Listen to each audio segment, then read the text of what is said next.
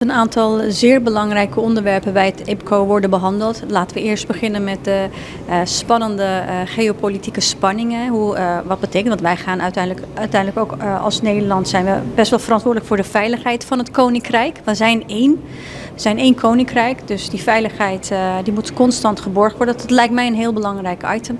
Maar denk ook aan de demografische ontwikkelingen op de eilanden. Vergrijzing, wat heel erg speelt. Er werd gesproken over jeugdcriminaliteit, over veiligheid, over sociaal zekerheid. Dat mensen gewoon niet in armoede belanden. En dat zijn wel typische onderwerpen die over mensen gaan.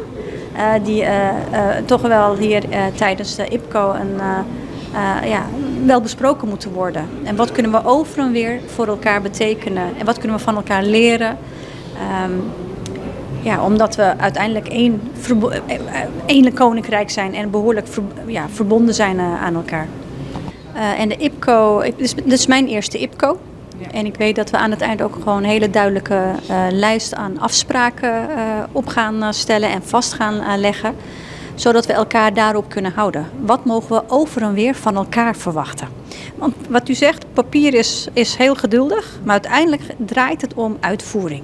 En hoe ga je het daadwerkelijk doen? Hoe zorg je ervoor dat de wetten die wij maken in Nederland, dat ook op een goede wijze kan landen hier? Dat jullie ook daar je zegje over kunnen doen. Hoe gaan we dat organiseren? Nou, dat lijkt mij een hele evidente zaken die de komende tijd met een nieuwe kabinet, een minderheidskabinet, vorm moet krijgen. Een minderheidskabinet geeft ook wel weer kansen, hè? Omdat ze constant in onderhandeling moeten met andere partijen. Dus ik hoop ook dat vanuit de eilanden heel veel druk komt, heel veel lobby komt.